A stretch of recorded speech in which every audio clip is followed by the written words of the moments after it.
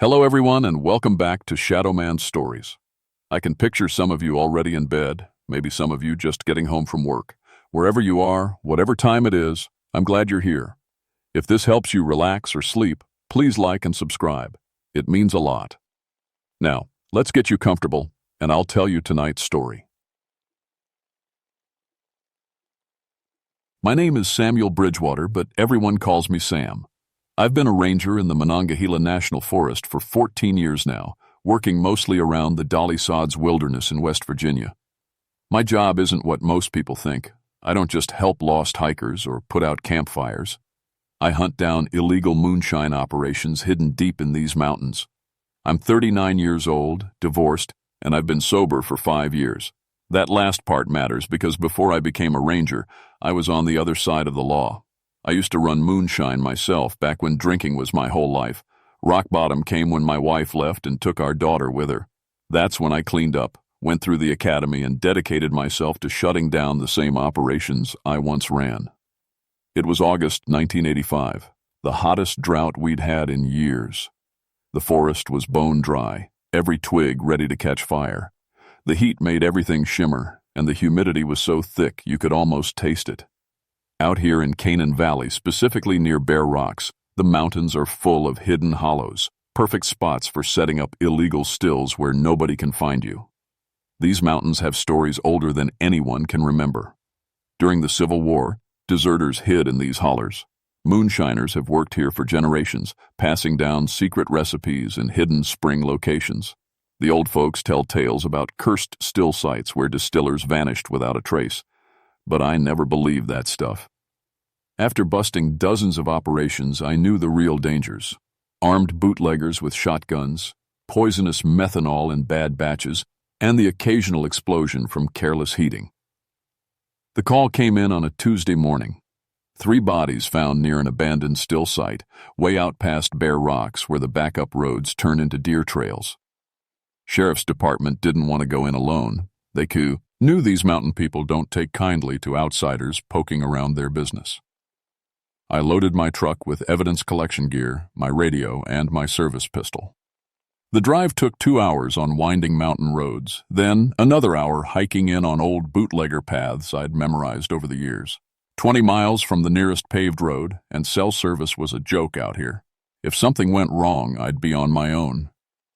The air felt wrong as I got closer. I've been in these woods thousands of times, but that day something made my skin crawl. No birds singing, no squirrels chattering, just thick, humid silence broken only by my boots on the trail. When I finally reached the still site, I understood why the sheriff wanted company. 3 men were dead, sprawled around a copper still that looked like it had been there forever. I recognized one of them, Bobby Hutchins, a 3rd-generation moonshiner who knew his craft better than anyone. Bobby wouldn't make rookie mistakes. I knelt beside the first body, checking for vitals even though I knew he was gone. His skin was cold, his eyes open and glassy. The smell hit me then, not just death, but alcohol. Strong alcohol, the kind that burns your nose just from the fumes.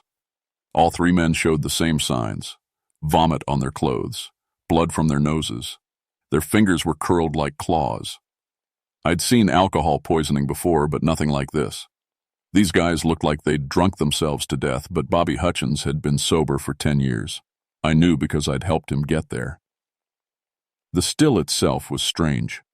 Most illegal operations are rough, pieced together from scrap metal and old drums. This one looked ancient, but somehow still functional. The copper had a greenish shine to it, and I swear the metal had grown into the surrounding trees. Roots and branches wrapped around it like the forest was trying to swallow it, whole.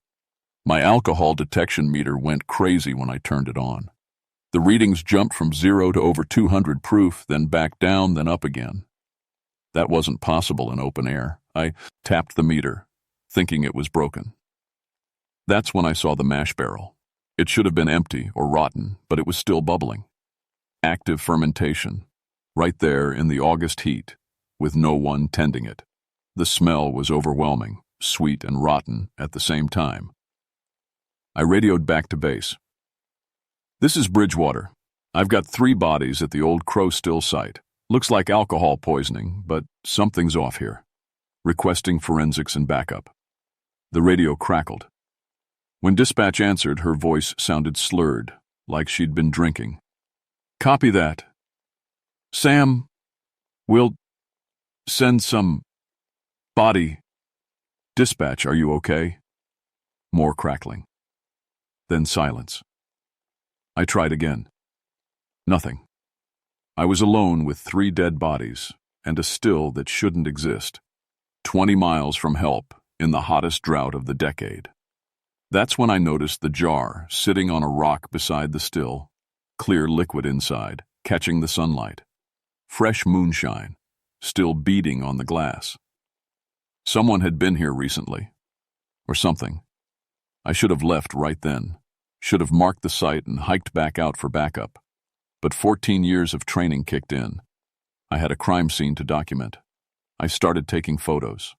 The bodies, the still, the strange way the copper had merged with the living wood. Through my camera lens, I noticed details I'd missed. Symbols carved into the metal, worn smooth by time and weather. They looked like letters, but not any alphabet I recognized. The August sun beat down, but the air around the still felt cool. Wrong. Like standing near an open freezer. My breath came out in little clouds even though it was 90 degrees. I moved to collect a sample of the moonshine in the jar. My hands were steady. I'd done this 100 times before. But when I picked up the jar, something happened. The liquid inside seemed to glow, just for a second. I blinked and it was Nort and Mal again. Methanol, I said out loud, needing to hear my own voice. Bad batch, probably. These guys drank it and died.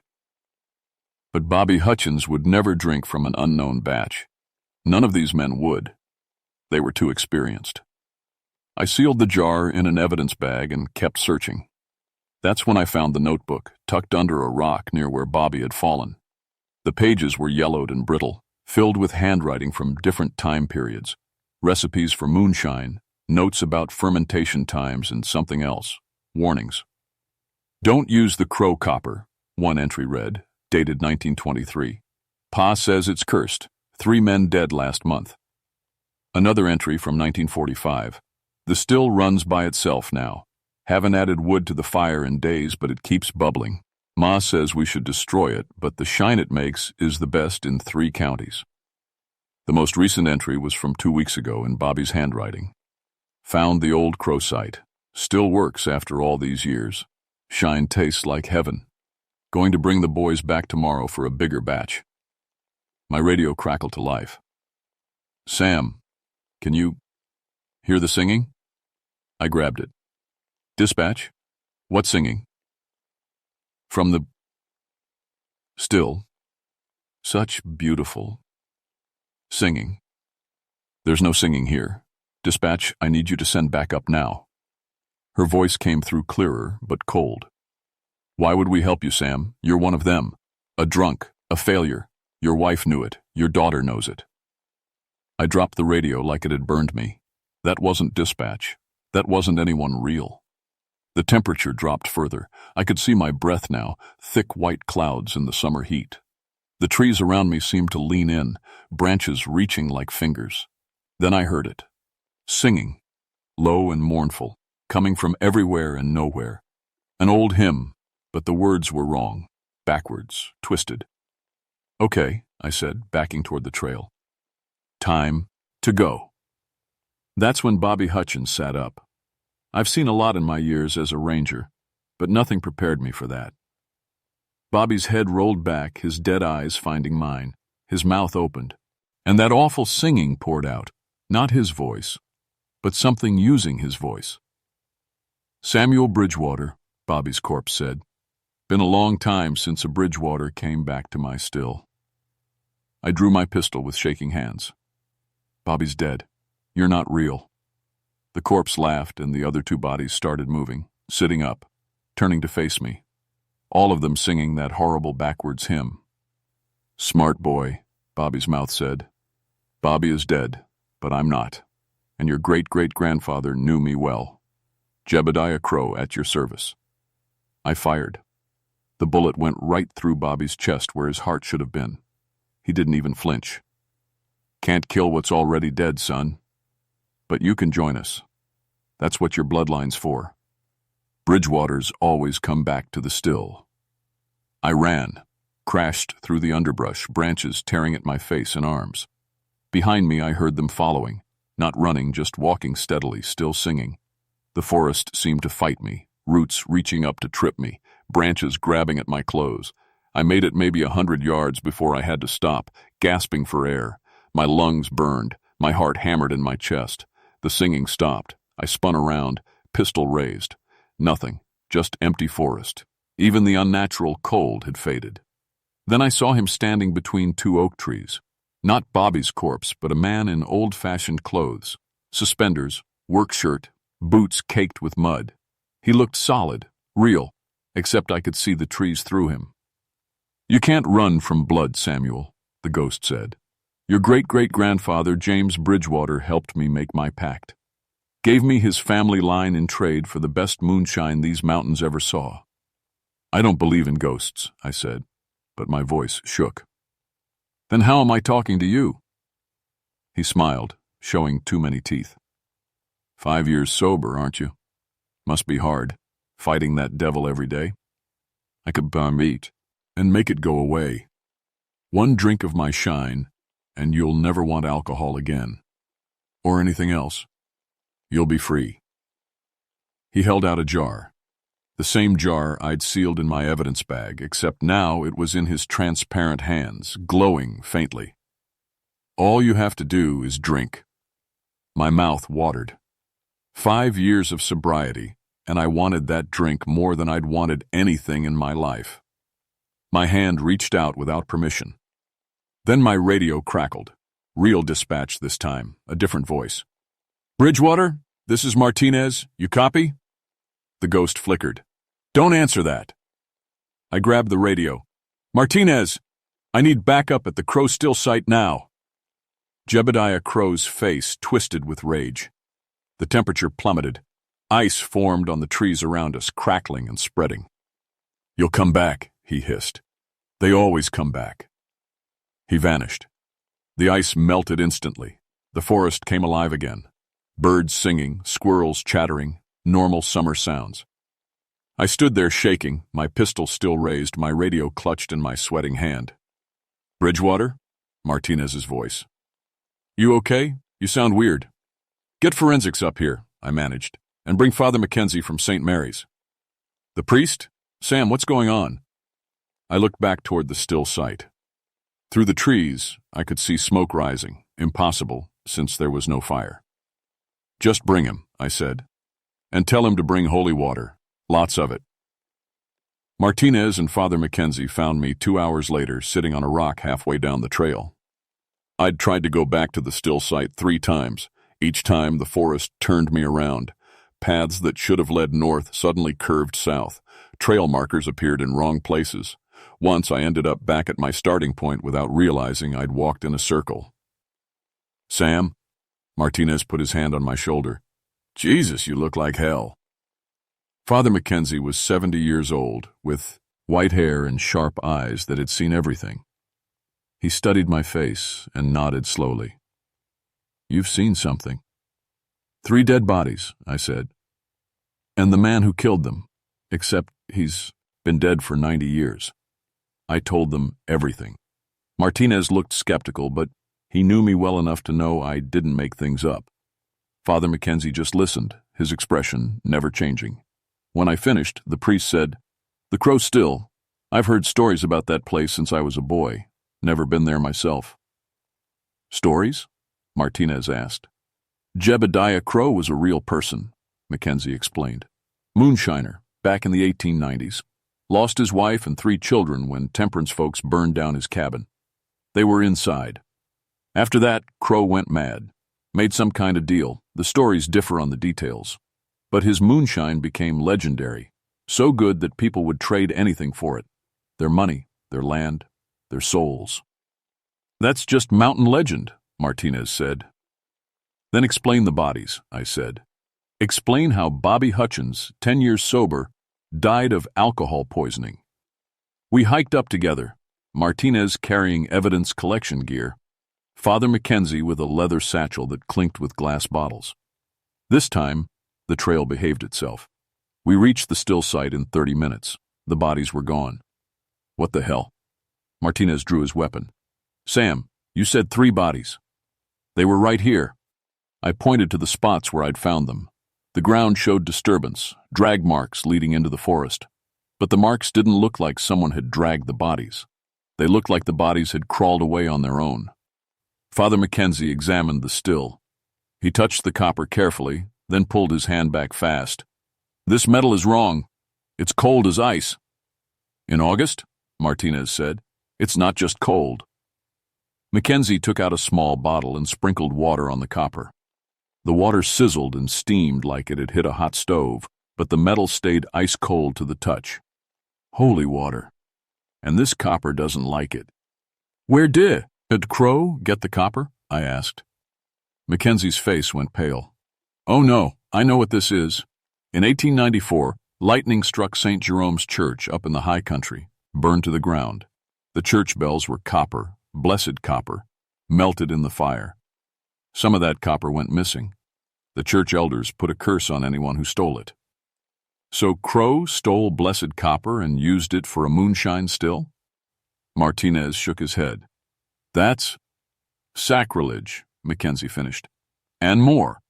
You can't corrupt blessed metal without attracting attention. The wrong kind of attention. That's when we heard the singing again. All 3 of us this time. It came from deeper in the forest, multiple voices joining in that twisted hymn. We need to leave, I said. Now. But Martinez was already moving toward the sound. Those could be survivors. If Crow has more victims... Martinez, don't. I grabbed his arm. He shook me off.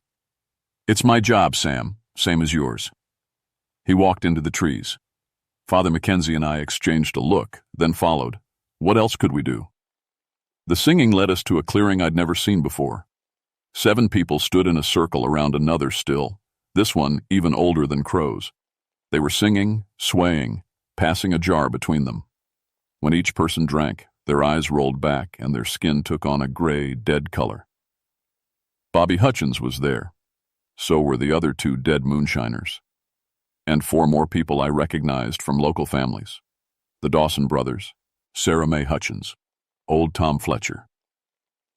They're all dead, Father Mackenzie whispered. Look at their hands. He was right. Their fingers were black with rot. Their skin had the waxy texture of corpses. But they moved, drank, sang. Then they turned to face us as one. 7 pairs of dead eyes. More for the family, Bobby's corpse said in that voice that wasn't his. Come drink, Martinez. Join the choir, Martin. He has raised his gun. Federal officers, step away from the still. They laughed, all of them, in perfect unison, with Jebediah Crow's voice coming from 7 dead mouths. Can't arrest a dead man, they said together. Can't kill what's already gone. But we can make you one of us. They moved forward. Not fast, just steady and inevitable like a rising tide. Martinez fired. His bullet went through Bobby's head and Bobby kept coming. Martinez fired again and again until his gun clicked empty. Run! I shouted. We ran. Behind us, the 7 corpses followed, still singing. The forest came alive again, trying to slow us down. Branches grabbed at our clothes. Roots tried to trip us. The temperature dropped so fast that ice formed on the leaves. Father Mackenzie stumbled. I grabbed him, hauling him to his feet. Martinez was ahead of us, reloading as he ran. The copper, Mackenzie gasped. We have to destroy the copper. It's the connection, the thing anchoring Crow to this world. How? I shouted back. Fire! Blessed fire! We burst out onto the main trail. The corpses didn't follow beyond the tree line. They stood in the shadows, watching, waiting. This is insane, Martinez said, hands shaking as he finished reloading. This can't be real. It's real enough to kill you, Mackenzie said. Sam, how many still sites are there in these mountains? My stomach dropped. Dozens, maybe hundreds, going back generations. And if Crow made his pact here, if he's using stolen blessed copper, Mackenzie's face was grim. He could be spreading. Every still site becomes a potential anchor point. As if in answer, my radio erupted with chatter. Multiple calls coming in, more bodies found, strange occurrences at other moonshine operations across 3 counties. All the reports mentioned the same thing: dead moonshiners who wouldn't stay dead. It's spreading, I said. He's building an army. Then we stop him at the source, Mackenzie said. The original still, tonight, before he gets any stronger. Martinez looked at both of us like we were crazy. You want to go back there, Abi, after what we just saw? It's our job, I said, echoing his own words. Same as yours. But I knew the real reason I had to go back. Jebediah Crow had mentioned my great-great-grandfather. A Bridgewater had helped him make his pact. My family was part of this, which meant ending it was my responsibility. And I still wanted that drink. Even now, even after everything I'd seen, part of me wanted to taste that moonshine more than anything in the world. That's how I knew we were running out of time. We spent the rest of the day preparing. Father Mackenzie brought every bottle of holy water he had, plus blessed salt and a wooden cross that had been in his church for 100 years. Martinez called in every favor he had to keep the state police away. The last thing we needed was more people getting killed or possessed. I went to the library and dug through old county records. What I found made my blood run cold. James Bridgewater, my great-great-grandfather, had been Jebediah Crow's business partner. They ran moonshine together until the temperance folks came. The night Crow's family died, James had been there. Some accounts said he set the fire himself, wanting to end the partnership and keep all the profits. Other accounts said he tried to save them but failed. Either way, a week after the fire, James disappeared. His body was found 2 months later at the original still site, dead of alcohol poisoning despite being a known teetotaler. According to the death certificate, his body showed signs of drinking enough moonshine to kill a horse. The coroner's notes mentioned something else. Deceased appears to have drunk willingly. Jar found in his hands, empty. Strange symbols carved into his chest post-mortem. I understood now. Crow hadn't just made a pact. He'd taken revenge. He'd killed James Bridgewater with his cursed moonshine, then bound the Bridgewater family to the still. And that's why I'd become an alcoholic. Why I'd been drawn to moonshine in the first place. It was in my blood, literally. And that's why I was the only one who could end this. We hiked in, after dark, using night vision equipment. The forest was silent. No insects, no animals, nothing. Just our footsteps and breathing. The still site glowed with a faint greenish light. The copper had changed, grown larger, spread out like tree roots across the ground. The mash barrel bubbled furiously despite no heat source. And Jebediah Crow was waiting for us. He looked more solid now, more real. His ghost stood beside the still, surrounded by his army of corpses.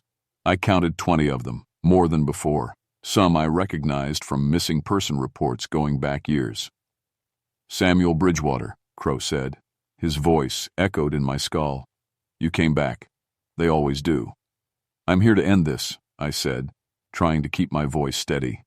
Crow laughed. You can't end what never dies. I've been here for 90 years. I'll be here for 90 more. Every drop of moonshine made in these mountains feeds me. Every drunk, every alcoholic, every poor soul who can't stop drinking, they're all mine. The copper, Father Mackenzie said. It was blessed. You corrupted it, but the blessing is still there. That's why you can't leave this place, isn't it? The blessed metal traps you here. Crow's smile faded. Smart old man. Yes, the copper binds me, but it also gives me power. Power to create the best moonshine ever made. Power to bring the dead back to work my stills. Power to spread my gift across these mountains. It's not a gift, I said. It's a curse. Same thing, boy, same thing. He pointed at me. You know it too. You fought the thirst every day for 5 years. You wake up wanting a drink. You go to sleep wanting a drink. You lie to yourself, call it sobriety, call it strength. But it's just prolonged suffering. He held out a jar. The moonshine inside glowed like liquid light. One drink, that's all it takes. One drink and the suffering ends. No more fighting. No more meetings and sponsors and counting days. Just peace. My hand moved toward the jar before I even realized it. The want was overwhelming. 5 years of sobriety meant nothing compared to that pull. Martinez grabbed my arm. "Sam, don't." But I could barely hear him. The moonshine was calling to me, singing in my blood. My family's curse, my personal demon, my weakness, all of it pulled me toward that jar. "That's it," Crow whispered. "Just like your great-great-grandfather. He drank too. Couldn't help himself. The Bridgewater weakness."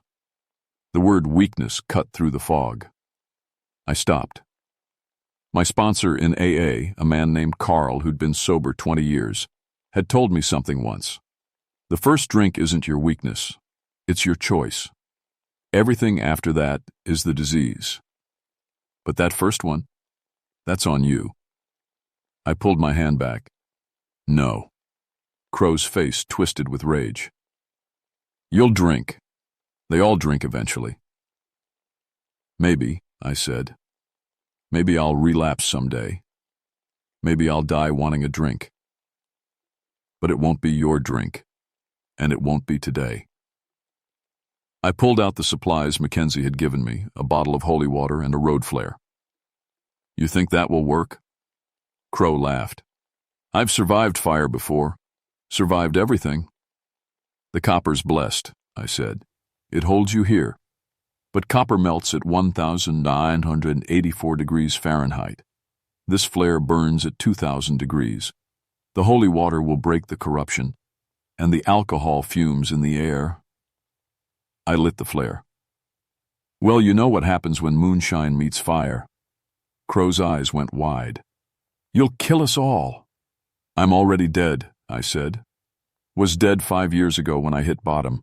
This is just finishing the job." I threw the holy water on the still. It hissed and steamed. The copper screamed, actually screamed like something alive in pain. Then I tossed the flare.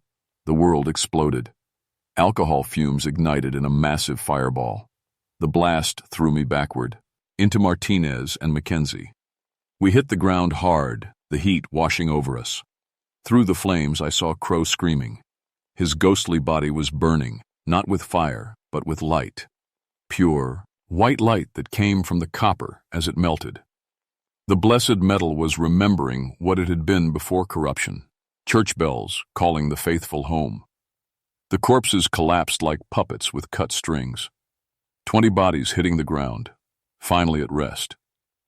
Crow reached for me through the flames. "Bridgewater," he shrieked. "I'll find you, in this life or the next. Your family owes me." "Then come and collect," I said. The copper melted completely. The blessed metal ran like water, spreading across the ground, forming patterns, the same symbols I'd seen carved into the original copper. The church blessing, written in liquid metal. Crow's scream cut off. He simply stopped existing, like a candle flame blown out. The fire burned itself out quickly. When the smoke cleared, all that remained was a puddle of copper, cool and silver in the moonlight. The corpses were just corpses now, empty shells that would need proper burials. Father Mackenzie made the sign of the cross. Martinez sat up slowly, checking himself for injuries. I just stood there, my hands shaking, my whole body trembling with adrenaline and something else. The want. Even now, even after everything, I wanted a drink so badly I could taste it. "Sam?" Martinez put his hand on my shoulder. "You okay?" "No," I said honestly, "but I will be." We gathered the blessed copper into evidence bags. Mackenzie would take it back to the church, melt it down properly, forge it into something good again. As we hiked out, the forest came alive. Birds sang even though it was night. Animals moved through the underbrush. The unnatural cold was gone. Whatever Crow had done to this place, it was over. But as we reached the trailhead, I felt something on my chest. I pulled my shirt open. There, over my heart, was a mark. The same symbols I'd seen on the copper, burned into my skin. Mackenzie saw it and went pale. "The curse mark. Crow left it on you." "What does it mean?" Martinez asked. It means other things will notice him now, Mackenzie said quietly. Other entities, other demons. Sam's been marked as someone who fights them, someone who can fight them. I touched the mark. It didn't hurt, but it felt cold, always cold. Good, I said. Let them come. This is what I do now. The official report said 23 people died from methanol poisoning due to improperly maintained moonshine stills. The media ran with it. Public health warnings went out. Nobody wanted to talk about the impossible parts. We buried Bobby Hutchins and the others in the local cemetery. Their families got closure, even if they didn't get the whole truth. Father Mackenzie performed the services. Afterward, he gave me a small silver cross. Blessed with the melted copper, he said. Keep it close. I wear it every day. Martinez transferred to a desk job in Charleston. He never talks about what happened, but sometimes I catch him looking at me with a strange expression, part fear, part respect. I kept my job. These mountains need a ranger who understands what's really out here. The state police think I'm crazy, but they send me the weird calls anyway. The ones that don't make sense, the ones other rangers won't touch. Last week, I got reports of a still in Tennessee where the moonshine glows blue and anyone who drinks it disappears for 3 days before coming back changed. The week before that, a moonshiner in North Carolina claimed his still was running on its own, producing batches he never started. Crow's network was bigger than we thought, and destroying one still didn't destroy them all. I'm 5 years and 3 months sober now. Every morning I wake up wanting a drink. Every night I go to sleep fighting the same battle. The curse mark on my chest reminds me that I'll probably fight this battle until the day I did. Yeah, but here's what I learned from facing Jebediah Crow. The demon isn't in the moonshine. It's in me. Always has been. Crow just knew how to use it. Sobriety isn't about winning the fight once. It's about choosing to fight every single day. Some days I lose. Some days I barely hold on. But as long as I keep choosing to fight, the demon doesn't win. My ex-wife called last week, first time in 2 years. She'd heard about the moonshine deaths on the news, knew I'd been involved, asked if I was okay. I'm sober, I told her. That's the best I've got. There was a long pause. Then she said, "That's enough, Sam. That's always been enough. Maybe someday I'll believe that. For now, I've got work to do." Another call just came in, a still in Virginia where the dead don't stay buried. The state police are baffled. The locals are terrified. But I understand what's happening. I've seen it before. I load my truck with evidence bags and holy water. I check my gun, though I know bullets won't help much. I touch the cold mark on my chest, and I think about Crow's last words. I'll find you in this life or the next. I'll be waiting, I say to the empty air. Then I drive toward the mountains, toward the next cursed still, toward the next fight. Because this is what I do now. This is who I am. My name is Samuel Bridgewater. I'm a ranger in the Monongahela National Forest. I'm a recovering alcoholic, and I hunt demons in the mountains of Appalachia. The work never ends, but neither do I. Not anymore.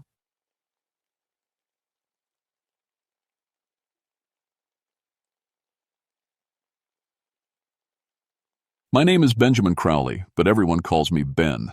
I've been a park ranger in George Washington National Forest for 22 years now. That's more than 2 decades of dealing with lost hikers, illegal campers, and the occasional black bear getting too comfortable near the campgrounds. I know these Virginia mountains like I know my own backyard, every trail, every creek, every abandoned mine shaft from the old iron mining days. I'm 48 years old, married to Sarah for 20 years, and we've got 3 teenagers who think their dad's job is boring as hell. Maybe they're right. Most days, it is boring. That's exactly how I like it. Before the Ranger service, I spent 6 years in the Army as a radio operator. Desert Storm, mostly. When I got out, I wanted quiet. I wanted trees and mountains instead of sand and chaos. The Park Service was hiring, and I had the skills they needed for their emergency communications division. Perfect fit. My specialty is disaster coordination. When the power goes out, when the roads wash away, When people need rescuing from flooded valleys or collapsed mine shafts, I'm the guy on the radio making sure everyone gets out alive. I've coordinated evacuations for forest fires, ice storms, even a few tornadoes. I'm good at staying calm when everything goes to hell. I grew up about 3 hours north of here, near Point Pleasant, West Virginia. You know the place. Mothman capital of the world. Every local kid grows up hearing stories about the creature with red eyes and giant wings that showed up before the Silver Bridge collapsed in 1967. Killed 46 people, that bridge falling. Folks said the Mothman was a warning, an omen, a prophet of disaster. I never believed a word of it. My grandpa used to tell me those stories when I was little, trying to scare me into behaving. The Mothman sees everything, Benny. He knows when you're lying. I figured it was just small-town legend, the kind of thing people make up to explain tragedy, mass hysteria, grief-induced hallucinations, whatever you want to call it, but not real. 22 years in these mountains, I've seen plenty of strange things. Weird lights that turned out to be poachers with spotlights. Mysterious screams that were just foxes mating. Demonic growls that were dying trees rubbing together in the wind.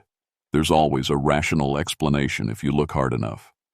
That was before December of 1994. That was before I saw it myself. The winter came early that year, and it came hard.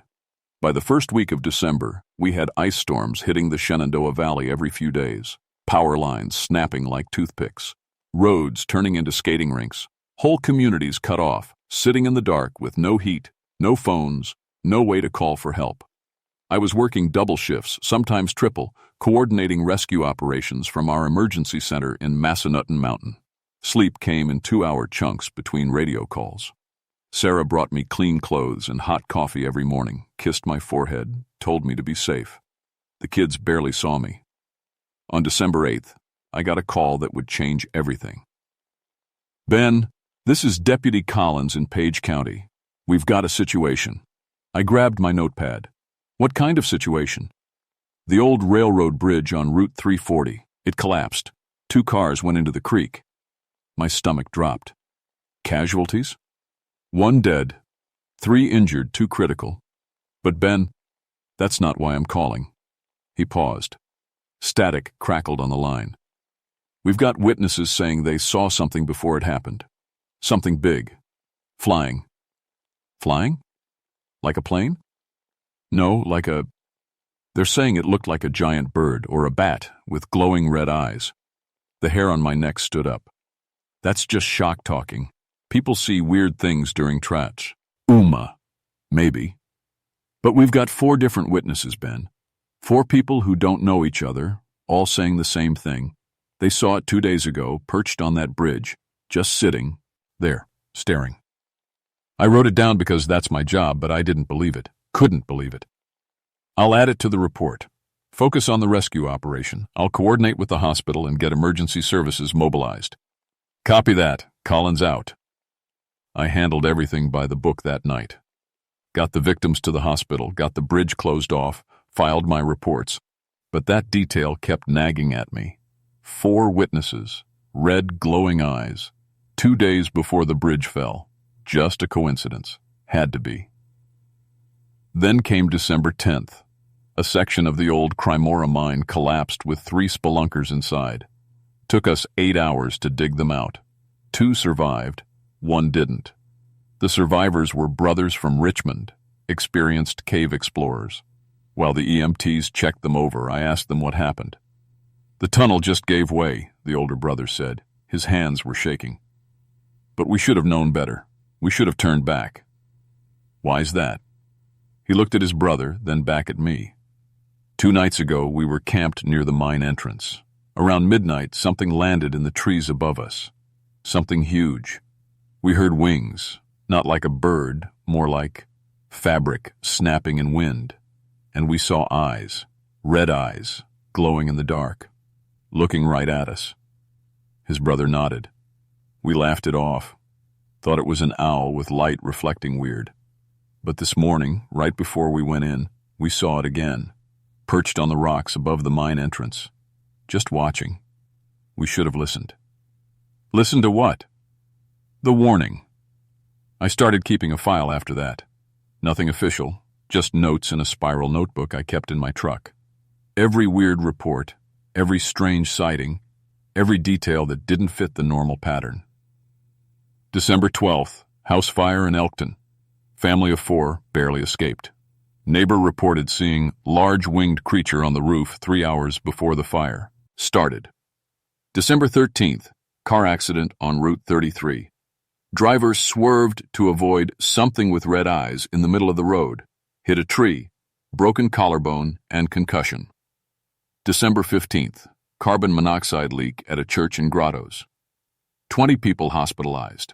The custodian who opened the building that morning told police he'd seen a 7-foot-tall Mothman standing by the church entrance the night before. 7 incidents in 8 days, all preceded by sightings of the same thing. Red eyes, huge wings, humanoid shape. Everyone who saw it said the same thing. It was staring at them, watching, waiting. The regional supervisor called me into his office on December 16th. "Ben, we need to talk about these reports you've been filing." I sat down across from his desk. "What about them?" "The Mothman stuff. You're scaring people. State police called this morning. They say half of Page County is convinced there's a monster killing people." "I'm just documenting witness statements, sir. That's procedure. Witness statements about a cryptid, a fairy tale. You're a rational man, Ben. You know there's no such thing as Mothman. I know what people are reporting. Then explain it. Give them something rational to believe. Mass hysteria, shared delusion. I don't care what you call it, but stop treating these reports like they're credible." He slid a folder across the desk. "This is from the FBI field office in Richmond. They're concerned about copycat claims. They think someone might be using these sightings as cover for sabotage, cutting bridge supports, tampering with gas lines, that sort of thing. They want you to work with them to debunk these creature reports." I took the folder, but didn't open it. "And if I can't debunk them? Then make something up. Because right now you're causing a panic, and panic causes more deaths than any bridge collapse." He leaned forward. "Are what? It clear?" "Yes, sir." I left his office with the FBI folder and my spiral notebook. That night, instead of going home, I drove to the site of the first incident, the collapsed railroad bridge, on Route 340. The bridge was still cordoned off with yellow tape, emergency lights still flashing, even though the rescue operation was long finished. I parked my truck and walked to the edge, where the bridge had torn away from its supports. The moon was almost full, turning the snow blue-white. The creek below was frozen solid. Everything was quiet except for the wind moving through the bare trees. That's when I felt it. Someone was watching me. I turned slowly, scanning the darkness. My flashlight beam cut through the shadows, catching nothing but trees and snow and twisted metal. "Who's there?" My voice sounded small. The feeling didn't go away. It got stronger. The weight of eyes on my back, on my neck, drilling into my skull. I spun around. It was perched on the broken edge of the bridge, maybe 30 feet away, 7 feet tall, easily. Wings folded against a body that was wrong, too human to be an animal, too alien to be human. The torso was lean and muscular, covered in something that looked like dark fur or feathers. The legs were too long, jointed wrong, and the eyes. God, the eyes. 2 red circles, glowing like hot coals, fixed directly on me. Not reflecting my flashlight, generating their own light. Burning. I couldn't move. Couldn't breathe. Every rational thought in my head screamed that this wasn't possible, that I was hallucinating, that this couldn't be real. The creature shifted its weight, the wings unfolded slightly. Massive, at least a 7-foot span, like a moth's wings, but scaled up to nightmare size. The membrane was dark gray, almost black, with patterns that seemed to shift in the moonlight. We stared at each other for what felt like hours, but was probably only 30 seconds. Then it opened its mouth. No sound came out. But inside my head, I heard something. Not words exactly, more like a feeling translated into language. A message pushed directly into my brain. Warning. Danger. Soon. My flashlight fell from my hand. By the time I picked it up, the creature was gone. Just empty air where it had been perched. No sound of wings flapping away. No footprints in the snow. Nothing. I stood there, shaking for 5 minutes before I could move. When I finally got back to my truck, I sat in the driver's seat with the engine running and the heat on full blast, trying to convince myself I'd imagined it. But I hadn't. I knew I hadn't. I'd seen the Mothman, and it had seen me. That night, I had the first nightmare. I was standing on the edge of a massive concrete dam. Water was pouring over the top, more than the spillways could handle. Cracks were spreading through the concrete like spiderwebs. I could hear metal screaming as support structures bent and broke. Below the dam, the entire Shenandoah Valley spread out like a map. Towns, farms, thousands of homes, all of them in the flood zone. The dam was going to fail. I knew it with absolute certainty. And when it did, everything below would be washed away. I woke up screaming. Sarah grabbed my shoulders, asking what was wrong, but I couldn't explain. How do you tell your wife you dreamed about a disaster that hasn't happened yet? How do you tell her you're getting warnings from a creature that shouldn't exist? I called in sick the next morning, first time in 5 years. Sarah knew something was wrong, but I told her it was just stress from the long shifts. She believed me because she wanted to. I spent the day in my truck, driving to every location where the Mothman had been sighted. The church, the mine, the house that burned, looking for patterns, for connections, for anything that would make sense. By evening, I'd figured it out. Every sighting happened 24 to 48 hours before a disaster, every single one. The creature wasn't causing the accidents, it was predicting them, warning about them. But why? Why would some interdimensional monster care about warning people? I didn't have an answer. Not yet. What I did have was a map with pins marking every sighting location. And when I connected them with string, they formed a rough circle around the Shenandoah Dam. The nightmare came back that night, and the night after, and the night after that. Same dream, every time. The dam cracking, water rushing, towns drowning. December 20th. I was back at work, running on coffee and fear. My supervisor thought I'd gotten over my Mothman phase. He was wrong. I'd just gotten better at hiding it. The nightmares were getting worse, more detailed. In them, I could see the exact locations where the dam would fail. 3 specific points in the concrete structure where cracks would spread until the whole thing came apart. I could see the date on a calendar. March 15th, first day of spring thaw, 3 months away. I started investigating the dam during my off hours. Shenandoah Dam was built in 1952, a massive concrete structure holding back a reservoir that supplied water to half the valley. The files were public record, so I requested maintenance reports and inspection records. What I found made my blood run cold. There had been concerns about the dam's structural integrity for years, small cracks that kept reappearing no matter how many times they were patched. Unusual stress patterns in the concrete. But every official report concluded the same thing. Dam is safe for continued operation. I knew better now. Those reports were lies, or at least wishful thinking. The dam was failing slowly, and when spring came with heavy runoff from snowmelt, it would fail catastrophically, but I couldn't prove it. Not yet. On December 22nd, the Mothman appeared to me again. I was alone in the Emergency Coordination Center, late shift, when all my radio equipment started acting up. Every channel filled with static that sounded like insect wings beating.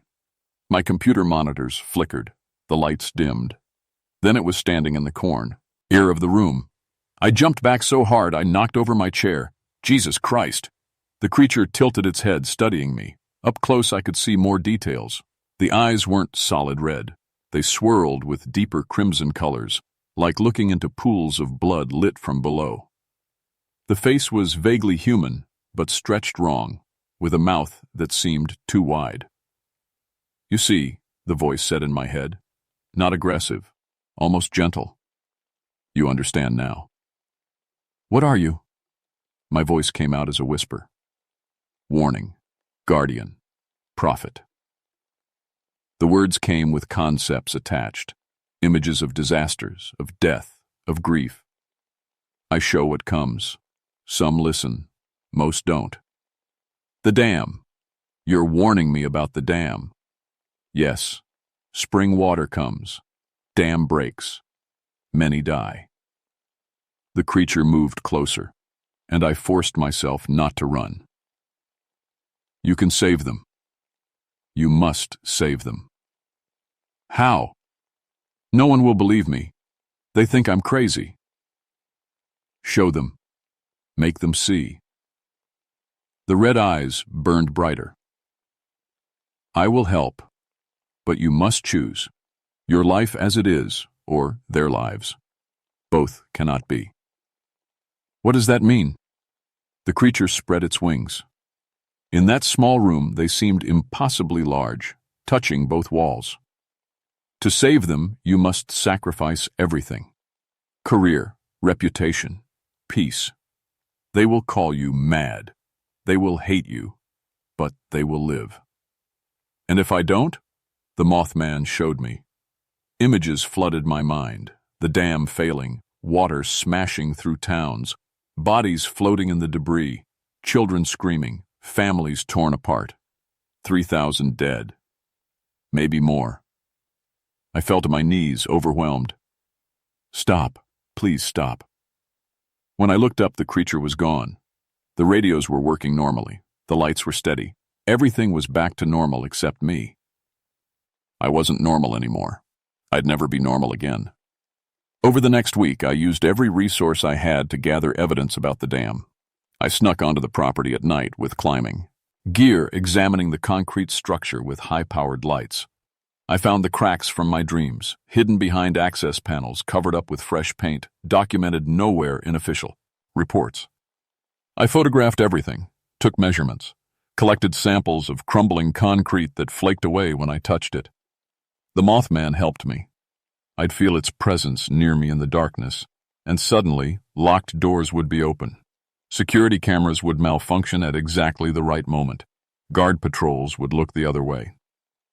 On January 5th, I compiled everything into a report and submitted it to my supervisor, the State Engineering Department, and the Federal Emergency Management Agency. They all said the same thing. Insufficient evidence. Alarmist speculation. No action required. The nightmares got worse. Now I could see faces in the flood, people I knew, people from the towns in the valley. Sarah, my kids, drowning in dark water while I watched helplessly. I tried going to the media. The local newspaper laughed me out of their office. The Mothman Ranger, they called me. The TV station was more polite but just as dismissive. January 15th, the FBI came to talk to me. 2 agents in dark suits showing me photos of the dam property. You've been trespassing on federal property, Mr. Crowley. We have you on camera. I was documenting structural failures. You were committing a crime. What's more concerning is your obsession with this dam, combined with your previous reports about a mythical creature. The lead agent leaned forward. We're concerned you might be planning something. Sabotage, maybe. Create the disaster you keep predicting, then claim you tried to warn people. My hands clenched into fists. That's insane. Is it? You've been filing false reports, breaking into secure facilities, spreading panic in the community. Your own supervisor thinks you're having a mental breakdown. Your wife called us, Mr. Crowley. She's worried about you. Sarah had called the FBI. That hurt worse than anything they said. I'm trying to save lives. Then get some help. See a therapist. Take a vacation. But stop with this Mothman nonsense and stay away from that dam. This is your only warning. They left me sitting alone in the interrogation room, my career in ruins, my marriage falling apart, and a disaster approaching that only I could see. That night, the Mothman came to me one final time. Time is short, it said. You must act soon, before the thaw. How? They won't listen. Make them listen. Force them to see. The creature's wings spread wide. I cannot stop what comes. I can only show the path. You must walk it. Even if it destroys me. Especially then. February 1st. The weather reports were predicting an early spring. Temperatures climbing into the 60s by mid-March. Heavy snowmelt. Perfect conditions for a dam failure. I had 6 weeks. Sarah had moved out, taking the kids to her sister's place in Richmond. My supervisor had put me on administrative leave pending a psychological evaluation.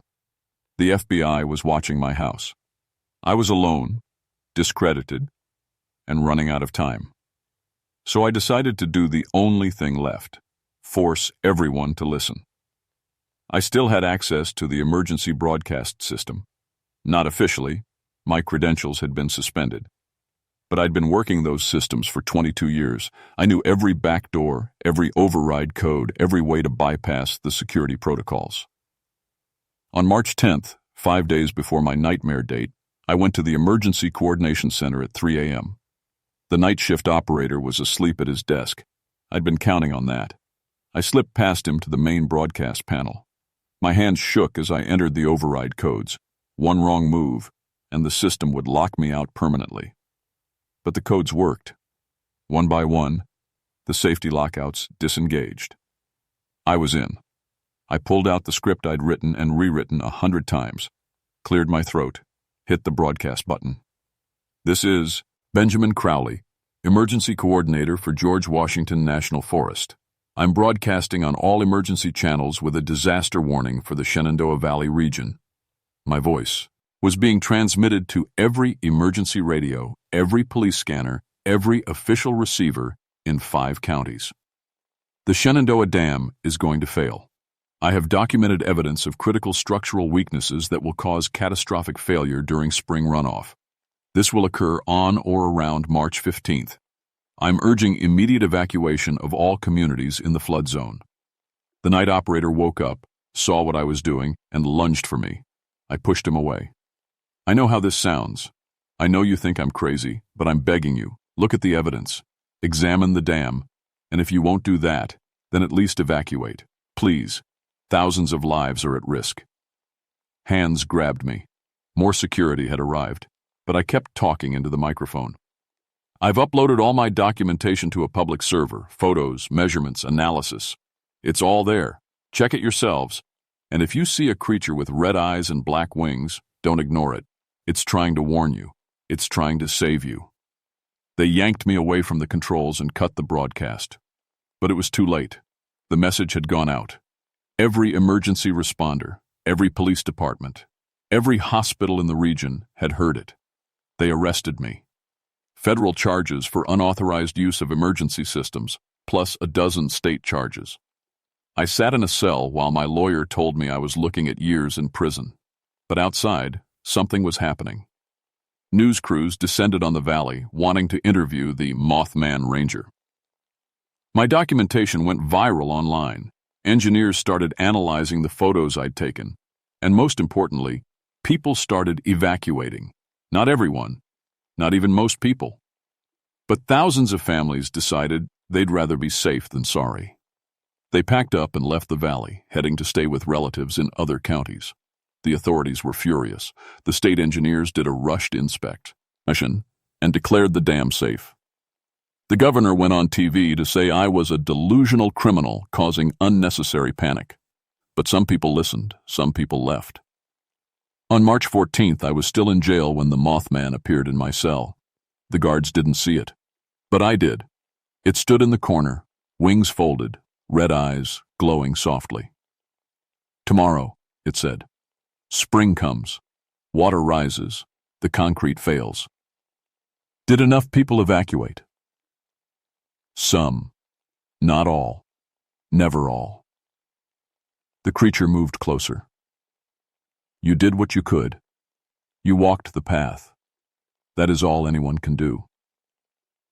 Will I ever see you again? Perhaps. If warnings are needed. If disasters approach. The Mothman tilted its head. You are marked now. Changed. You will see what others cannot. Dream what others do not. This is the price of knowledge. Will the dam really fail? Yes. At 2:17 p.m., the southern buttress first, then the spillway, then everything. The creature spread its wings one last time. Remember, I do not cause these things. I only see them coming. I am not death. I am the warning before death. That distinction matters. Then it was gone, and I was alone in my cell.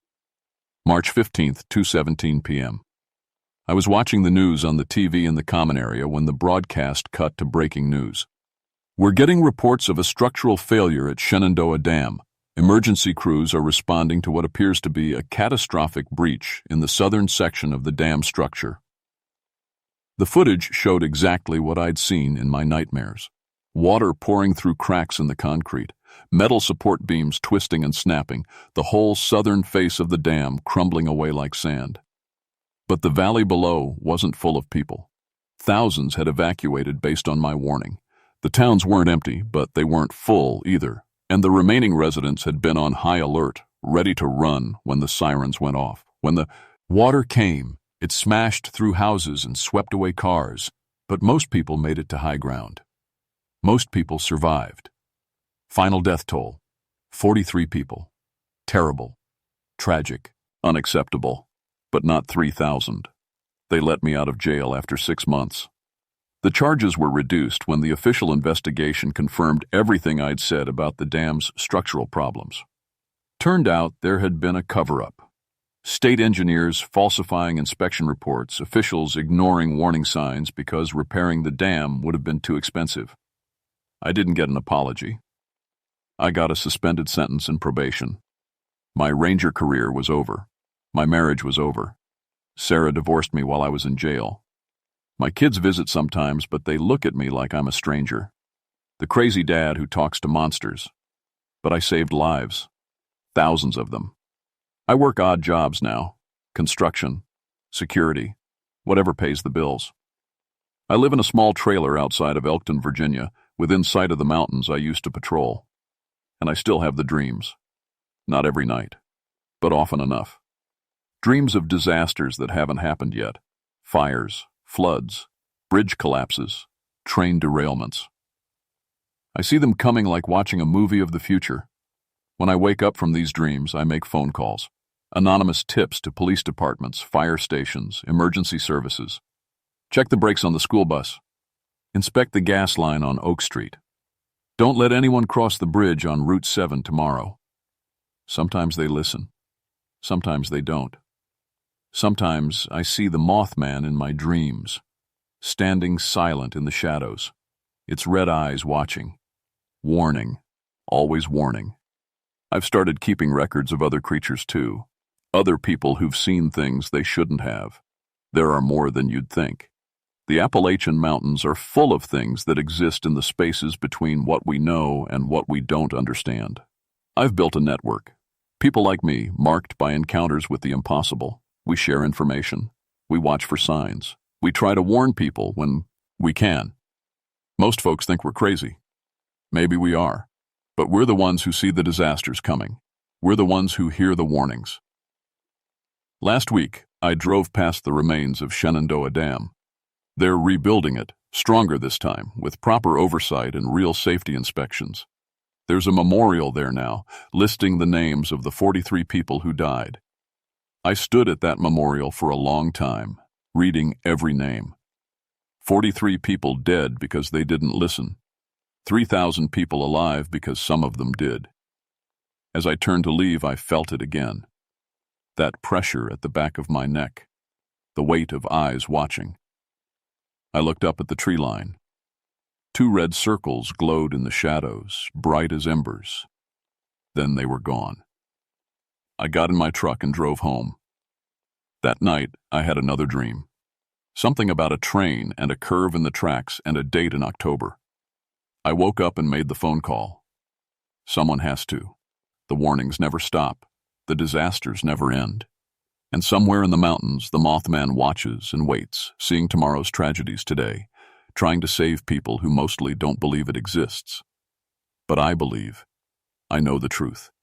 And I'll keep listening to the warnings, no matter what it costs me. Because that's what prophets do.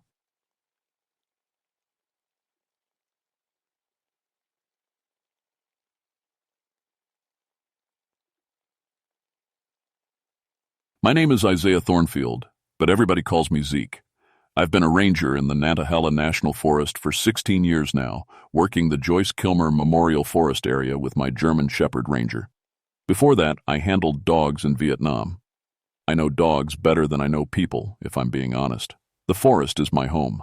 Those massive old trees, some of them 400 years old, their branches so thick they block out the sun even at noon. It's quiet in there, the kind of quiet that makes city folks nervous. But I love it. Just me, Ranger, and the endless green stretching in every direction. September 1988 hit us with a heat wave nobody expected. The drought made everything brittle and dry. Every day I'd hike the trails, checking for fire danger, looking for hikers who'd gotten lost. The job kept me busy, which was good.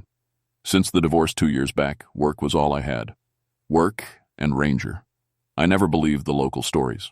You know the ones, old mountain folks talking about devil dogs roaming these woods. Creatures from Cherokee legends, hellhounds guarding cursed gold. I'd heard it all, 16 years of listening to campfire tales and worried hikers. I always figured it was just coyotes, maybe some big dogs gone wild. Nothing my training couldn't handle. Ranger was different, though. Sometimes he'd stop dead on a trail, his hackles up, staring into the trees at nothing I could see. He'd whine, this low sound in his throat, and refuse to move forward. I'd never seen him scared before, not in all our years together. "What is it, boy?" I'd ask, following his gaze into the shadows. Nothing, just trees and rocks and the heavy stillness of the old forest. The first dead cow showed up on Ben Carter's farm, just outside the forest boundary. Ben called it in himself, his voice shaky on the radio. "Zeke, you better come see this. Something killed one of my furs, but it ain't like anything I've seen before." I drove out there with Ranger in the passenger seat, expecting maybe a bear attack or wild dogs. Ben met me at his gate, looking pale. "It's down by the creek," he said. "I ain't going back down there." The scene was wrong from the start. The heifer lay on her side, and the way she'd been killed, it wasn't natural. The wounds were precise, almost surgical. But the tracks around the body stopped me cold. I've seen every kind of animal print in these mountains. Bear, cougar, coyote, wild boar. These prints were canine, sure enough. Paw prints with 4 toes and claw marks. But they were huge, 8 inches long, maybe more. The stride length between prints suggested something with its shoulders 6 feet off the ground. "What kind of dog makes tracks like that?" Ben asked behind me. I didn't answer because I didn't have an answer. Ranger wouldn't go near the body. He stayed 15 feet back, trembling, that same whine in his throat. I'd worked with him through bomb scares and armed suspects. I'd never seen him refuse to do his job. "It's okay, boy," I said, but my voice didn't sound convincing even to me. I took measurements, made notes, collected some hair samples from where the thing had brushed against a fence post. The hair was black, coarse, and when I put it in the evidence bag, it felt wrong. Too heavy, too stiff. That night I couldn't sleep. I kept thinking about those tracks, about the way the cow had been killed. Too smart, too careful. Like something that understood what it was doing. Like something that enjoyed it. 3 more cattle died over the next week. Different farms, all within 5 miles of each other, all on the forest boundary. Same massive tracks, same precise kills. The farmers started talking. Stories spread like wildfire through the small communities that dotted the mountain. Some people stopped, letting their kids play outside after dark. Others started carrying rifles, even to check the mail. I sent the hair samples to a lab in Asheville. When the results came back, the technician called me personally. "Ranger Thornfield, about your samples? We can't identify the species. It's definitely canine, but the cellular structure is unusual. The samples aren't degrading like normal organic matter should. After a week, they should show signs of decay. These look fresh as the day you collected them." "What does that mean?" "I don't know. I've never seen anything like it." "You sure these came from a dog?" I thanked him and hung up. My hands were shaking. That afternoon, I decided to track the thing myself. I knew where the most recent kill had been, and the trail would still be fresh. Ranger and I headed into the forest, following the ridge line toward Cherokee Creek.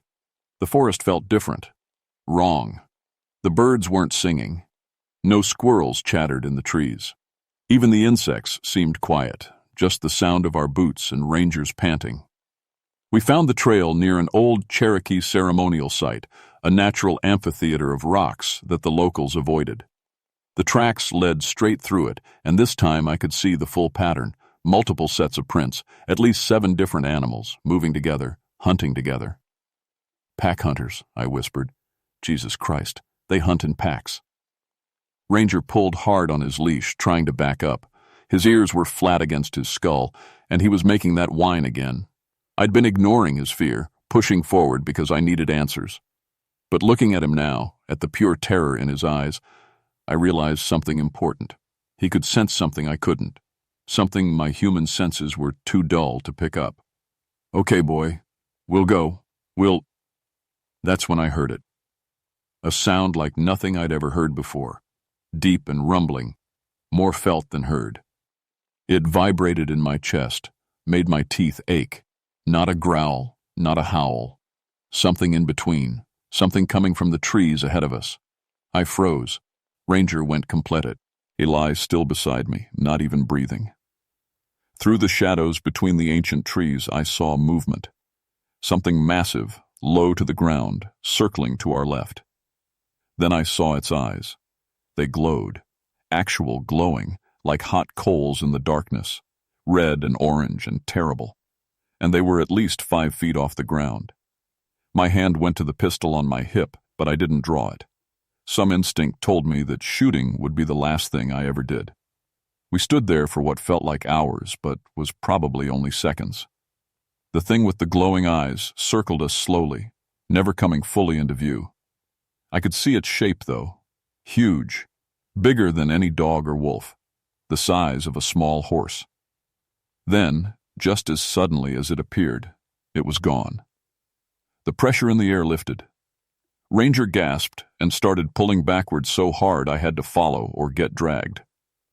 We ran. I'm not ashamed to say it. We ran back through that forest like our lives depended on it. Because they did. Behind us, I could hear something following. Not chasing. Not yet. Just following. Keeping pace. Letting us know it could catch us any time it wanted. When we burst out of the tree line onto the main road, my truck had never looked so good. We scrambled in, and I locked the doors like that would matter against something that size. My radio crackled. Dispatch. Routine check-in. Ranger Thornfield, what's your location? I grabbed the handset but couldn't make my voice work. What would I say? That I'd just been stalked through the woods by something impossible? That my canine partner was shaking so hard I could hear his tags rattling? Thornfield, respond please. I'm heading back to the station. Had to cut the patrol short. Everything okay? Yeah, everything's fine. But everything wasn't fine. That night, I sat in my cabin with all the lights on and my rifle across my lap. Ranger wouldn't leave my side, and every time he looked at the window, I looked too. Nothing out there but darkness and trees. But I knew something was looking back. I should have reported what I saw, should have called for backup, maybe state wildlife officials. But what would I tell them? That I saw a giant dog with glowing eyes? They'd think the isolation was finally getting to me. So I did what I always did when I had a problem I couldn't solve alone. I talked to people who knew these mountains better than anyone. James Swimmer was a Cherokee elder who lived on the reservation boundary. I'd known him for years, brought him firewood in the winter, helped fix his roof once. He was in his 80s, sharp as a tack, and he knew every story these mountains held. I found him on his porch, smoking a pipe and watching the afternoon shadows grow long. Zeke, he said, not sounding surprised. I wondered when you'd come. You heard about the cattle killings? I've heard. He gestured to the chair beside him. Sit down. You look like you've seen something that scared you. That's not an easy thing to do to a man like you. I told him everything. The tracks, the kills, the thing in the forest. He listened without interrupting, just nodding slowly, his eyes distant. When I finished, he was quiet for a long time. Nununui, he finally said. The Stonecoat Dogs. That's what my grandfather called them. What are they? Cursed warriors. Cherokee men who betrayed their people during the war, the Civil War, White Man's War. They led Confederate soldiers to our hiding places, showed them where families had buried their valuables. Gold, mostly, sacred objects. He relit his pipe, the smoke sweet and heavy. A medicine man cursed them, turned them into dogs, bound them to guard the very gold they'd helped steal. Forever, or until someone undoes what was done. That's not possible, I said, but my voice had no conviction. Not after what I'd seen. Possible or not, they're here. 7 of them, 1 for each traitor. They were warriors once, so they think like warriors, hunt like warriors, and they remember who they were, Zeke. That's the cruelest part of the curse. They remember being men. Why are they killing cattle now? Why not before? James looked at me with something like pity. Because someone's been getting too close to what they guard. Someone's been disturbing the burial sites. Construction, maybe. Development. The dogs are warning people away the only way they know how. Then we need to stop them. Can't stop them. Can only break the curse, return what was stolen. But that means finding the gold, and the gold is buried in 7 different places across the forest. Sacred sites, places your people declared off limits and then forgot about. I left James's place with my head spinning.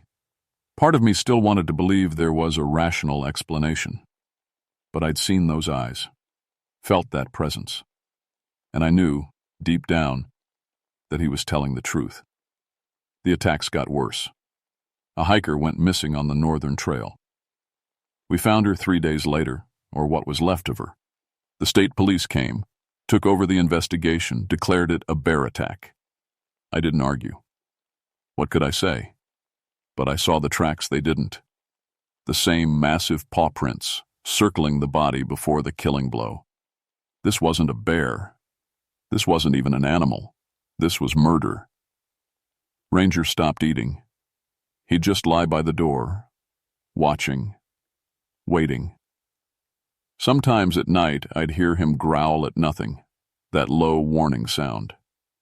Whatever he sensed out there, it was getting closer. I started researching my own family history, something I'd never cared about before. What I found made my blood run cold. My great-grandfather, Josiah Thornfield, had been part of a Confederate militia unit in these mountains. And according to the records, his unit had been involved in operations against Cherokee settlements. There were even allegations, never proven, that he'd taken gold from a Cherokee burse, I'll cite. The dogs weren't just killing randomly, they were being selective. Every victim either lived on land that used to belong to the Cherokee or had ancestors who'd participated in the theft. Like me. One night, I was checking the perimeter around my cabin when Ranger started going crazy. Barking and snarling at the tree line, his whole body rigid with fear and rage. I grabbed my flashlight and my rifle. The beam cut through the darkness, and there they were. All 7 of them. They sat in a semicircle at the edge of my property, massive shapes in the darkness, eyes glowing like fire. The largest one in the center, the pack leader, was the size of a bear. Its black fur seemed to absorb light, and when it opened its mouth, I could see teeth as long as my fingers. But it was the intelligence in those eyes that froze me. This wasn't an animal looking at me. This was something that had once been a man, a warrior, and it was judging me, weighing my worth, deciding if I would live or die. Zeke! The voice was in my head, not my ears, deep and resonant and filled with centuries of anger. Your blood carries the stain of theft and betrayal. I couldn't breathe, couldn't move. Ranger pressed against my legs, trembling. But you did not commit the crime, the voice continued. You walk our lands with respect. You tend the forest. This is why you still live. What do you want? I managed to say out loud, though I don't know if it heard me. Justice. Return what was stolen. Cleanse your family's shame, or the killing will continue until every descendant of every thief is dead. Then they were gone, just vanished into the darkness like they'd never been there. But I could still feel them watching, always watching. I knew what I had to do. Finding the gold was easier than I expected. James Swimmer gave me a map, old and brittle, showing the 7 sacred sites. Each one marked with Cherokee symbols I didn't understand. "This is dangerous," James warned. "The dogs will fight you. They've been guarding this gold for over a century. It's all they know." "I have to, True. People are dying." "Then take this." He pressed a small leather pouch into my hand. "Medicine bag, my grandfather's. It won't protect you from their teeth, but it will let them know you come with tribal blessing. Might make them pause before they kill you." "Might?" "That's the best I can offer." The first site was in the Joyce-Kilmer Forest, deep in the old-growth section where tourists weren't allowed. A natural rock formation that formed a kind of chamber. According to the map, gold and sacred objects had been buried there in 1838, during the forced removal the whites called the Trail of Tears. I went in with Ranger at dawn, when the forest was still dark and mist hung in the valleys. The medicine bag hung around my neck, and I carried nothing but a shovel and James's map. The dogs were waiting. They appeared from the shadows like smoke solidifying. 7 massive shapes, each one bigger than any natural dog had a right to be. The pack leader stood directly in front of the rock formation, blocking my path. "I come to return what was stolen," I said, holding up the medicine bag. "James Swimmer sent me. I come with tribal blessing." The pack leader's eyes blazed brighter. In my head I heard, "Prove yourself worthy." What happened next was the longest night of my life. The dogs didn't attack, but they tested me. They made me walk through the forest in complete darkness, following only their glowing eyes. They led me through Cherokee ceremonial sites, forcing me to witness what had been destroyed, what had been forgotten. They showed me visions. I don't know how else to describe it. Images in my head of Cherokee families hiding their possessions before the soldiers came. Of warriors being forced to watch as their people were driven west. Of 7 men who'd broken under torture and revealed the hiding places. And the curse. Oh God, the curse. I felt it like it was happed, penning to me. The medicine man's rage, his power. The moment those 7 traitors transformed from men into something else. The agony of it. The awareness trapped in an animal body. The endless years of guarding, protecting, killing. By the time the sun rose, I was on my knees, weeping. Ranger lay beside me, his head on my lap. The dogs sat in a circle around us. "Now you understand," the pack leader said. "Now you carry the weight we have carried. I'll make it right," I promised. "I'll find every cache. I'll return everything to the tribe. Your family took. Your family must return. Blood debt demands blood payment." "Then take my blood, but let me finish first. Let me return what was stolen." The pack leader stared at me for a long moment. Then, incredibly, it lowered its massive head in something like a nod. 7 days. Return what was stolen to sacred ground. If you succeed, the curse may be broken. If you fail, it showed me its teeth. Your ranger friend will feast on what remains. Over the next week, I barely slept. I excavated all 7 sites, working from dawn to dusk. The gold was there, just like the map showed. Coins and jewelry and sacred objects wrapped in rotting cloth. Each site held pieces of Cherokee history that had been buried for over a century. The dogs watched everything. Sometimes they helped, showing me where to dig. Other times they just sat and watched with those burning eyes. Ranger stayed close to me, and I noticed he wasn't afraid anymore. It was like he understood now, like we all understood. On the 7th day, I brought everything to James Swimmer. He'd assembled a group of tribal elders, and together we performed a ceremony I didn't fully understand. Words in Cherokee, smoke from sacred herbs, prayers to spirits I didn't believe in but desperately hoped were listening. As the sun set, we buried the gold in a new location. Tribal land, properly blessed and protected. James spoke the final words of the ceremony, and I felt something shift in the air, like pressure releasing, like a door opening after being locked for too long. That night, I returned to my cabin. The dogs were there, all 7 of them, waiting in the clearing. But something was different. They seemed less solid, their forms flickering like flames. The pack leader approached me slowly. Up close, I could see through it, see the trees beyond its body. It was fading. "You have done what your family should have done a century ago," the voice in my head said, softer now. "The debt is paid. We are released. What happens to you now?" "We go where all warriors go, to rest, to peace, to the place beyond the mountains where the old ones wait." One by one, the dogs came forward and touched their noses to rangers. Some kind of goodbye, some recognition between them. When they were done, they turned and walked into the forest. With each step, they became more transparent, more like smoke, more like memory. And then they were gone. The attacks stopped. No more dead cattle, no more missing hikers. The forest felt lighter somehow, like a heavy presence had lifted. Even the birds seemed to sing louder. I kept working as a ranger, but things were different now. I spent more time with James and the tribal elders, learning about Cherokee history and sacred sites. I became an unofficial advocate for protecting those places, making sure no developers or tourists disturbed them. Ranger changed too. He stayed calm and confident in the forest now, but sometimes he'd stop and stare into the trees like he was seeing something I couldn't. His eyes would track movement in the shadows and his tail would wag slowly. Not afraid, just aware, acknowledging something. I started finding things on my porch. Small gifts, the kind the Cherokee left at sacred sites.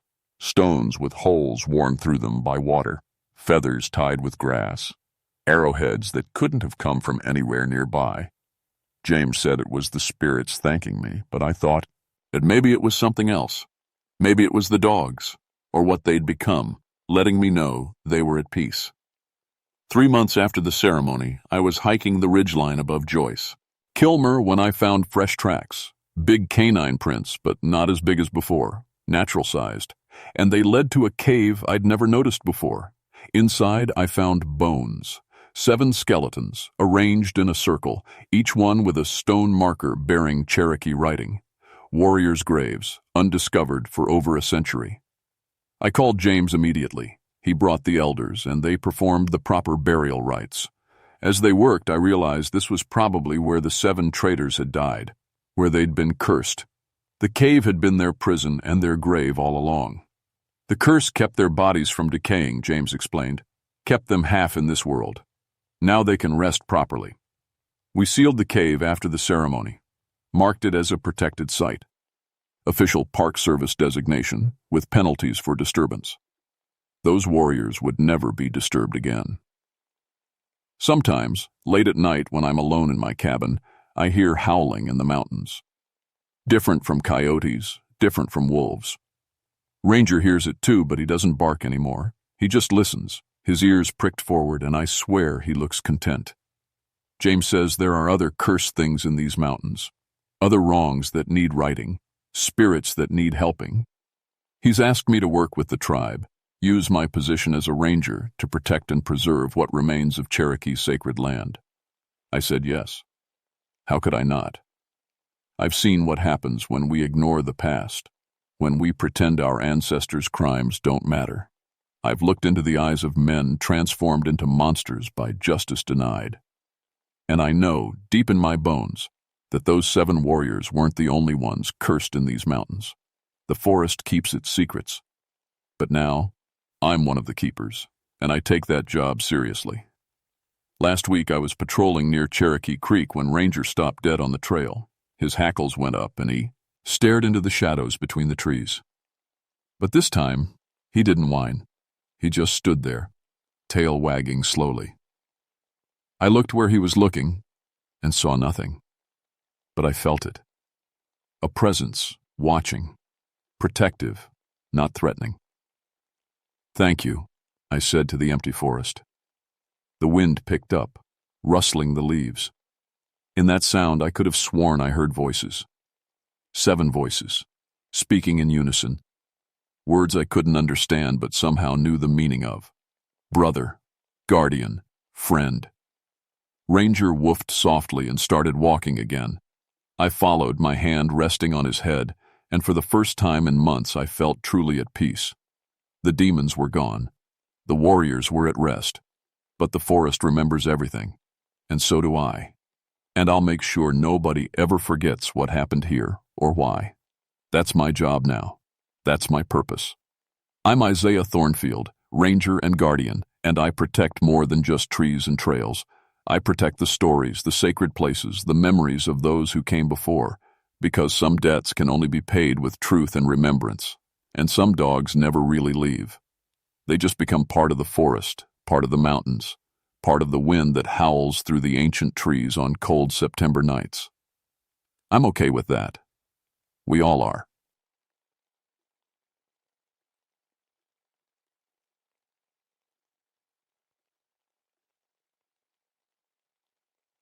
My name is Maria Elena Santos Ridge, and I need to tell you what I found in the Smoky Mountains.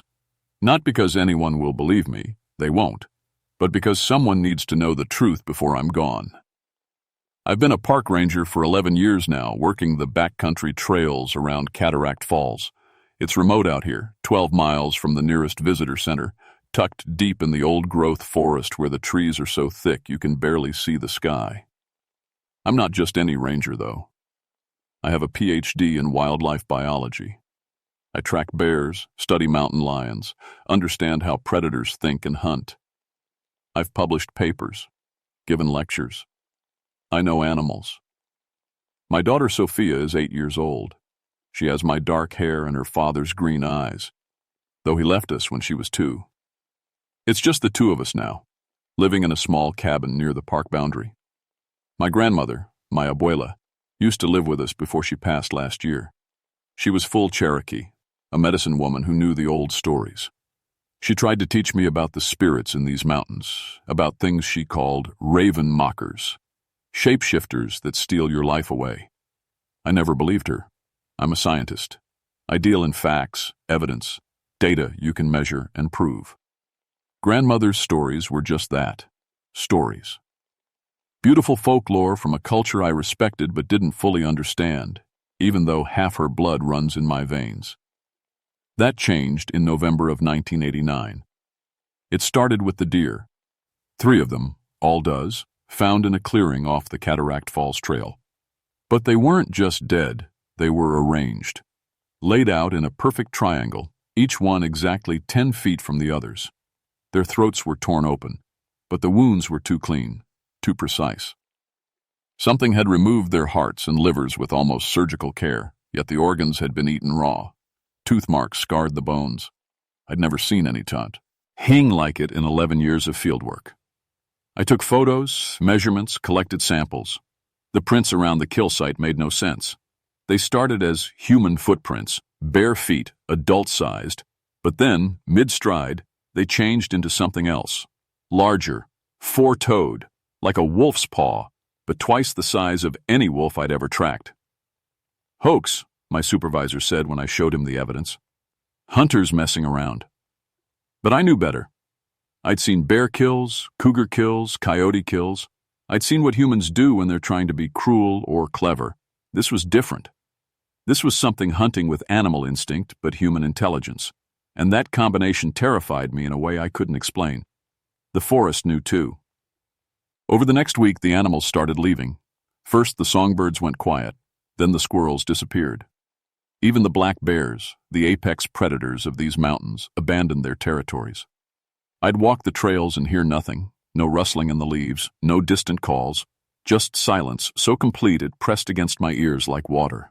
Whatever had moved into my forest, every living thing was running from it. I set up trail cameras throughout the area, 20 of them, the good kind with night vision and motion sensors. I wanted to know what was out there, wanted to catalog it, study it, understand it. That's what scientists do. We find explanations. The first camera I checked had taken 147 photos in a single night. I sat in my truck with my laptop, clicking through the images, and felt my hands start shaking. Frame 1, nothing but trees. Frame 2, a shadow at the edge of the clearing. Frame 3, a woman. Old, Cherokee, wearing traditional dress. She stood perfectly still, staring directly at the camera, Frame 4, empty clearing again. Frame 5, a massive black wolf where the woman had been, in the exact same position. Frame 6, something in between, and a twisted shape that was neither human nor animal, but both.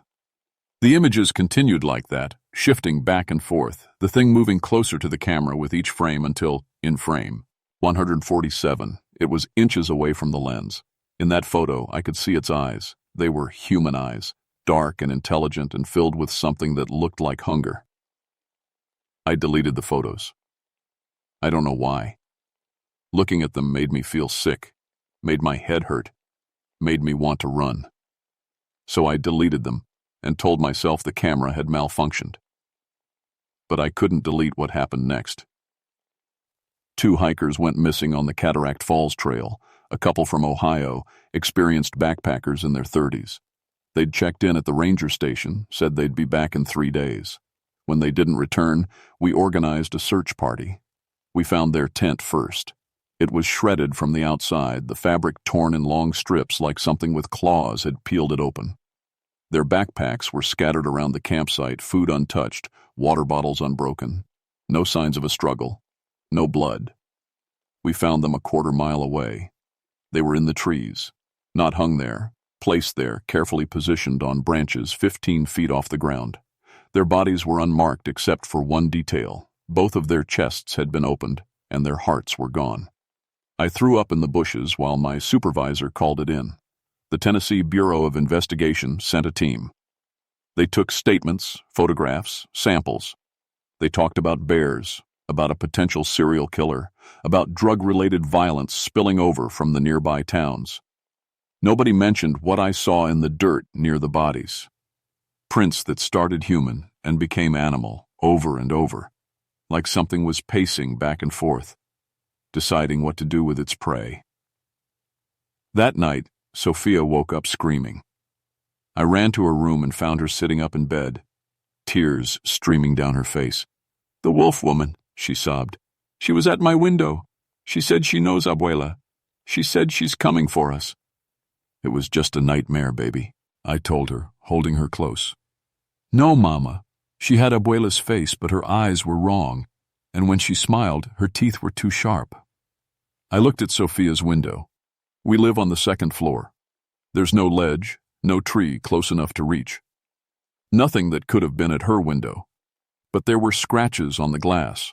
4 parallel lines, like something with claws had dragged them across from the outside.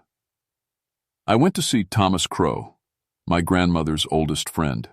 He lived on the Cherokee Reservation, in a small house filled with smoke from burning sage and sweetgrass. He was 93 years old and mostly blind, but when I described what I'd found, his face went pale. "Raven Mocker," he said. "Your grandmother warned you." "Abuela told stories," I said. "I need facts." "Facts?" Thomas laughed, but it wasn't a happy sound. "You want facts? Here's a fact. During the Trail of Tears, some of our medicine people went mad with grief. They called on old powers, dark powers, and those powers answered. One woman, a healer from your grandmother's line, made a terrible choice. She offered her soul in exchange for revenge. The spirits changed her, let her take any animal form she wanted, let her hunt forever. But she had to feed on life itself to stay immortal. On Cherokee life. "That's not possible," I said. "You've seen the prints that change. You've seen the woman who becomes wolf. You've watched your forest empty itself in fear." Thomas leaned forward. "She's hunting your bloodline, Maria. You and your daughter carry the medicine woman's gift, the ability to see the spirit world. That makes you powerful, and she wants that power." I left Thomas's house with a cloth bag full of items I didn't believe in. White sage, sacred tobacco, a small pouch of salt blessed by a Cherokee priest. He'd also given me 4 bullets, their tips dipped in silver and marked with symbols I didn't recognize. "If you see her true form," Thomas said, "these might slow her down. But Maria, you can't kill what's already dead. You can only banish it." I went back to the mountains. The skinwalker, that's what Thomas called it, had killed again. 3 more hikers dead, all found in trees, all missing their hearts. The park was closed to visitors, but that didn't matter. The thing wasn't hunting tourists anymore. It was hunting me. I saw it for the first time on a foggy Tuesday afternoon. I was checking the trails near Cataract Falls when I heard something moving parallel to me through the trees. Something big. I stopped walking, drew my service weapon. The forest was silent except for the sound of footsteps, 2 feet, walking upright, crunching through dead leaves. Then the footsteps changed. 4 legs now, faster, circling around behind me. I turned in time to see her. She looked like my mother. Mama had died when I was 16, killed in a car accident. But here she was, standing 20 feet away in the fog, wearing the same yellow dress she'd been buried in. She smiled at me. "Mija," she said in my mother's voice, "why are you afraid of me?" "You're not real," I whispered. "I'm as real as you let me be." She took a step closer. "I've been so lonely, Maria, so hungry.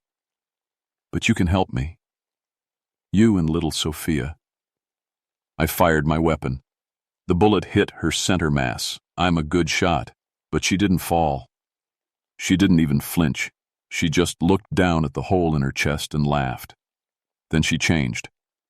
Her body twisted, bones cracking and reforming, skin rippling like water. In seconds, my mother was gone. In her place stood a wolf the size of a horse, black as midnight with eyes that were still human, still aware. It opened its mouth and spoke with my mother's voice. "You can't stop what's coming." Then it ran at me. I did the only thing I could think of. I threw the sage Thomas had given me. The bundle hit the ground between us and burst into flame, white smoke pouring up in a wall. The wolf thing shrieked, a sound that was half animal howl and half human scream, and vanished back into the fog. I ran until my lungs burned and my legs gave out, and then I ran some more, all the way back to my truck. When I got home, Sophia wasn't in her room. I found her standing in the backyard, staring at the tree line. Her eyes were glazed, unfocused, like she was sleepwalking. "Baby?" I touched her shoulder. She turned to look at me, but her eyes were different. Wrong. Ancient. "She's already inside me, Mama," Sophia said in a voice that wasn't hers. "She says I taste like medicine in starlight. She says you can stop this. All you have to do is come to her. Come to where the water falls." Then Sophia collapsed. I caught her before she hit the ground, and when I checked her pulse, it was racing like a frightened bird's. But she was breathing. She was alive. For now. I left Sophia with my supervisor's wife and went back into the mountains alone. I knew what I had to do, even if I didn't believe it would work. The skinwalker had made her challenge clear. Meet her at Cataract Falls, or she'd take my daughter piece by piece until there was nothing left. I loaded my weapon with Thomas's blessed bullets, put the medicine bundle in my pocket, said a prayer to my grandmother's spirit, even though I wasn't sure anyone was listening. The hike to Cataract Falls takes 3 hours normally. I made it in 2, pushing through the darkening forest as the sun set behind the mountains. I could feel her watching me the whole way.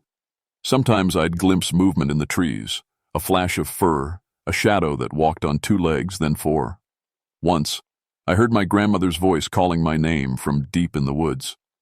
I didn't stop. Couldn't stop.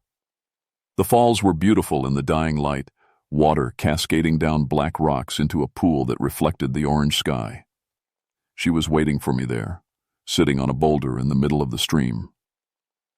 She wore my grandmother's face this time. "Maria Elena," she said in Abuela's warm, familiar voice. "You came." "Let my daughter go," I said, raising my weapon. "Oh, Mija, your daughter is fine.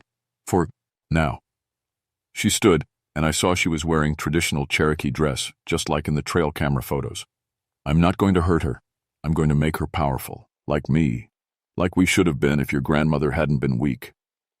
"My grandmother was a healer." "Your grandmother was a coward."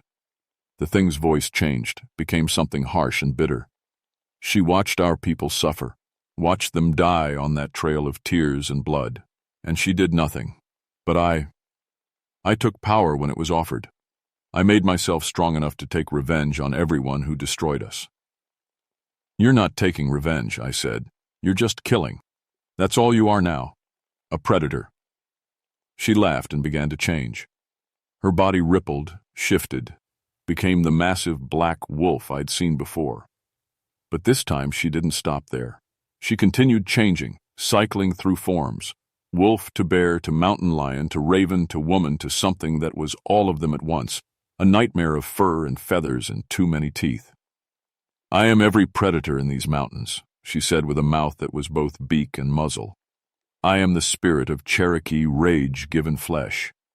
And you are the last of the medicine women.